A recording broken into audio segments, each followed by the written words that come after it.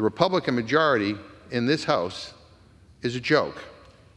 They wasted weeks talking about gas stoves, weeks arguing about book bans, weeks telling kids what soccer team they can play on, and now we're on the eve of a shutdown, and they're doing nothing to stop it.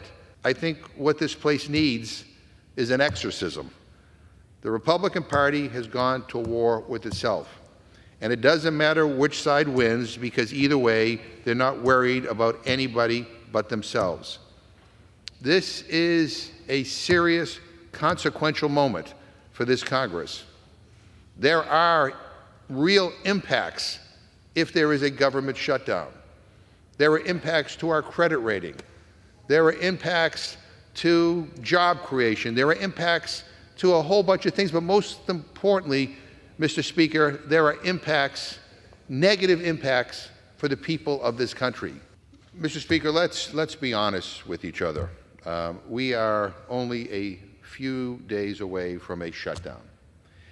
And we are in chaos because the Republican Party is in the middle of a civil war. That's just a fact. Speaker McCarthy cut a deal on spending levels back in May. That is what the Senate has acted on in a bipartisan way. The only people not holding up the bargain are House Republicans. Speaker McCarthy is breaking his word. And I get it. I get it. I mean, he handed over the gavel to the most extreme in his party. He put the patients in charge of the hospital, and now he is getting blackmailed. Good luck to him getting out of the mess that he's made. But the American people deserve better. And they deserve to know that there is a difference here, a very clear difference. We may not always agree on every single issue, but Democrats come to this place every single day, and we worry. We worry about people, making sure that people get better jobs. We worry because we want people to have better health care. We want people to have higher wages. We worry because we want to make sure that people have clean air and water and great schools where we know our kids will make it home from school that day, that be safe. And we want to make sure that everybody has access to affordable housing. And Republicans worry too. But it seems that this Republican majority worries mostly about their own power. They worry about fighting with each other, trying to shut down the government, impeach the president, and remove their own speaker. We've seen this movie before. It doesn't have a good ending. It doesn't have a good ending. But in these last few days that we have, rather than fighting amongst yourselves, why don't you try something radical? And that is sitting down in a bipartisan way and coming to a deal that will get a majority of votes in this House. It requires the Speaker of the House to stand up to the extremists. It requires him to demonstrate some leadership. That's what's needed. I mean, to become Speaker of the House and not lead, and to not believe that it is an obligation of everybody in this chamber to, at a minimum, keep the lights on. I mean, this is the moment where we need some leadership, where he needs to stand up and tell the extremists no. I mean, I said before, it's like, the clowns are running the circus, and there's no ringmaster. I mean, enough of this. This is a bad movie.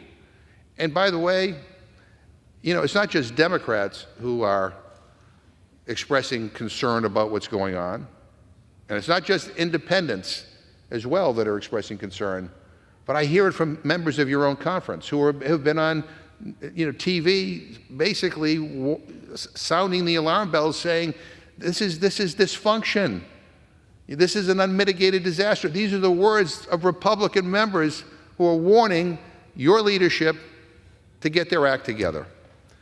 And again, I mean, we'll see how things work out this weekend.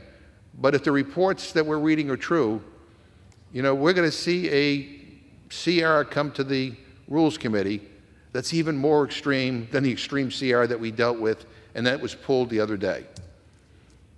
I mean, at the end of the day, I think people need to know that when you cut some of these programs, when you cut LIHEAP, that means there are people who will not be able to heat their homes in the wintertime.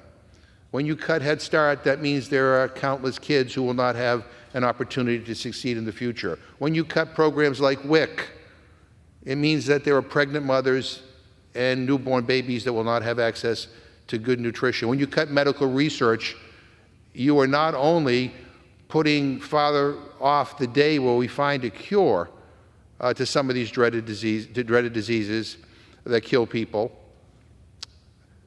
and you are also making it certain that the cost of health care will continue to rise. So none of this makes any sense. And I know that there are adults on the other side of the aisle that want to do the right thing. So I plead with my colleagues. I mean, we'll go through this, whatever we're going to do, a bill that is non-binding, that means nothing, an LNG bill that we've done twice before that's going nowhere fast, and then we'll do this defense appropriations bills, again, that represents the kitchen sink of MAGA culture wars. We'll go through all of that. But while we're doing that, I hope that people are sitting down and getting serious to avoid a government shutdown. And then let's get together and do what the American people elected us to do. And with that, Mr. Speaker, I urge a strong no vote on this rule, and I yield back the balance of my time.